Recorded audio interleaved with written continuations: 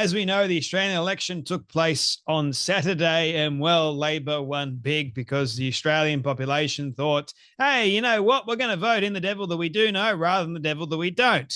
Now, while Labor won big on Saturday and they picked up quite a few seats, my goodness, at the moment, the House of Representatives seems like it's just going to be predominantly red. There's not many people I can see, to be honest, on the Liberal side that can really keep Labor accountable. Let's say that. But we need to also spare a little bit of a moment for the likes of Australian influencer Abbie Chatfield. Yes, Abbie Chatfield. This is probably the first time I'm mentioning the dingbat on my show, believe it or not. Now, I know so many people in Australia, for some reason, look to this dingbat for advice and for wisdom, and goodness knows why. I don't know why people listen to Abbie Chatfield. I personally don't. But anyway, we need to spare a little bit of a moment because, well, as we know, Labor won big. The Greens lost big time.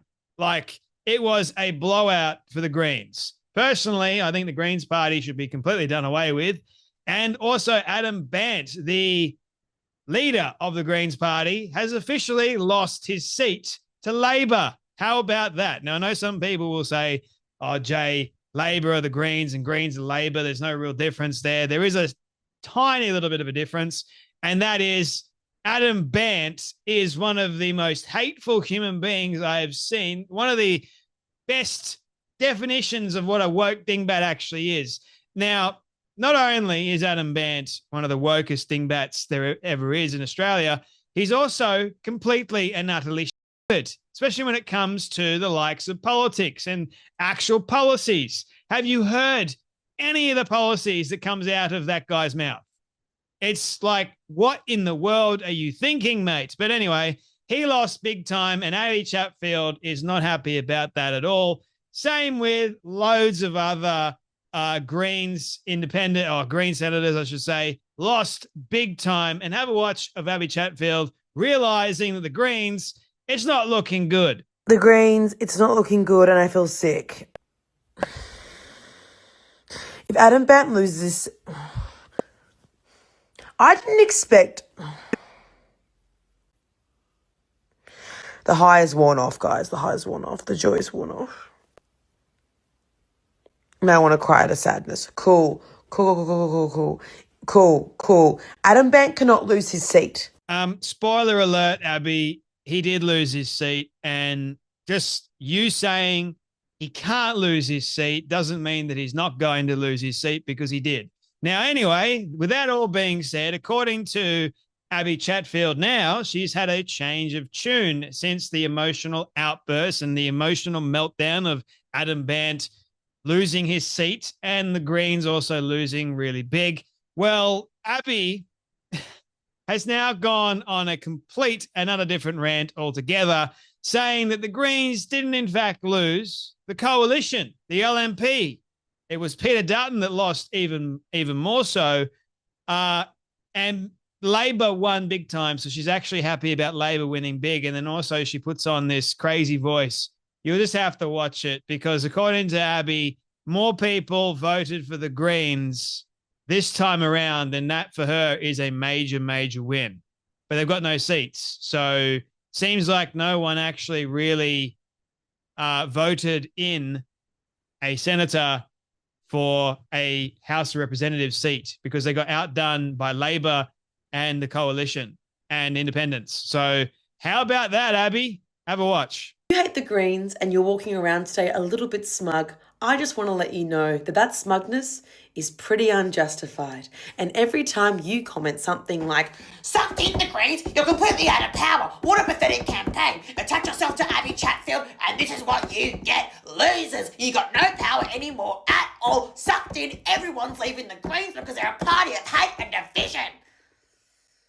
You're actually embarrassing yourself, because you're showing that you don't understand the voting data that's pretty easy to read. Let's have a look, shall we? And if you're a Green supporter, don't fret too much. While obviously it would have been great to gain some seats in the House of Reps or at least keep them all, this result, and if you look at the voting data, it actually looks good. So hold on and let's have a look at what's actually happened. For all the freaky little weirdos on the internet saying that people are leaving the Greens in high numbers, that just simply isn't true. As we can see here, the Greens have secured the highest ever vote in history, okay? That is the national vote. It's obviously different and represented differently because of electorates, but as a whole, there are more Australians than ever that have voted for the Greens. So no, people aren't leaving the Greens in droves. Yeah. Division sucked in. You voted for Abbie Chatfield, so that means the Greens are losing. They're going to lose big time. Oh my goodness, that little clip, I'll have you know, went viral over on TikTok. People were clipping it and posting it. Avi Yemeni posted it. I saw it, and I'm going, what's the full context about this video aside from Abbie Chatfield just having a full-on meltdown? But the Greens, you're going to lose out big time, like all that sort of stuff. And I don't disagree with her. In fact, I actually really agree with her. You attach yourself to Abbie Chatfield and all of her nonsense, and guess what, ladies and gentlemen? You end up losing big time. But according to Abbie Chatfield's logic, or lack thereof, because more people voted for the Greens, it means that is going to accelerate the Greens party even more so a little bit later on. So this is not a total loss because more dingbats that follow along with Abbie Chatfield are voting for the dingbat party. So you're going to be creating more and more dingbats, but they're going to have absolutely no power at all. So if you don't get in the Senate or if you don't get in the House of Reps, you got no power one little bit. But nevertheless, they're going to be in the shadows, as it would seem. And the good thing is Adam Bandt lost his seat. That is fantastic news, ladies and gentlemen. If you are an Australian and you know anything about politics, or if you actually care about politics, I have got no idea why the Greens party is still around. Why?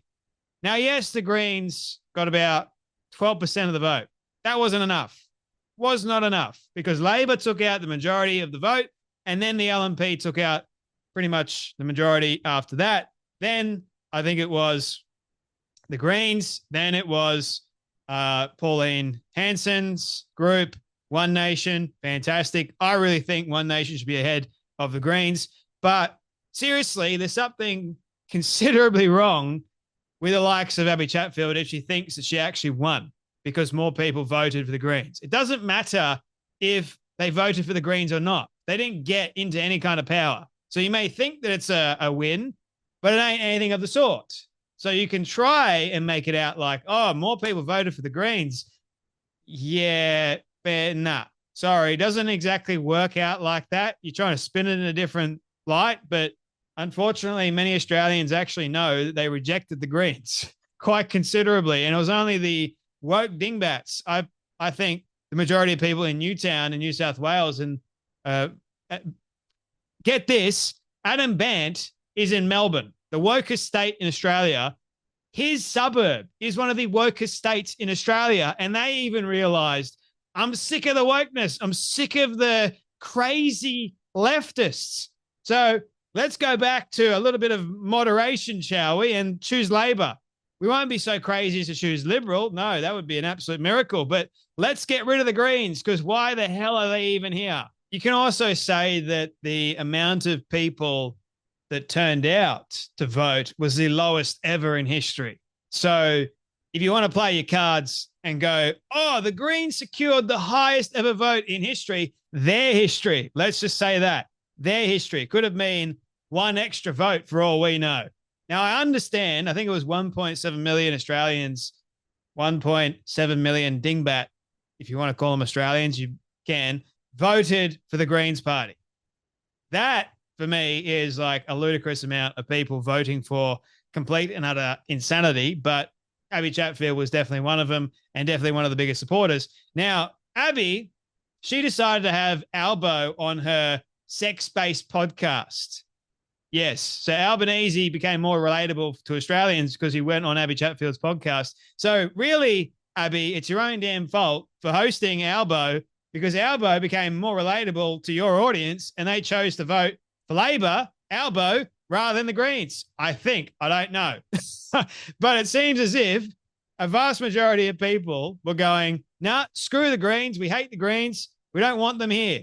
See you later.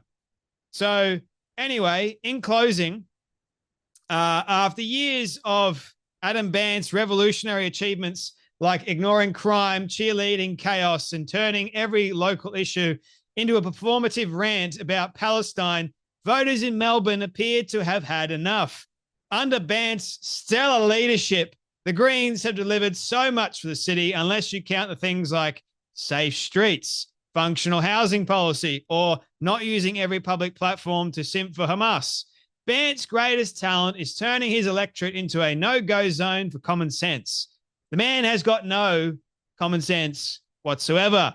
Where criminals get coddled, activists get applauded, ordinary voters get utterly ignored, and the city transformed into a dystopian, drug-fueled, barren wasteland.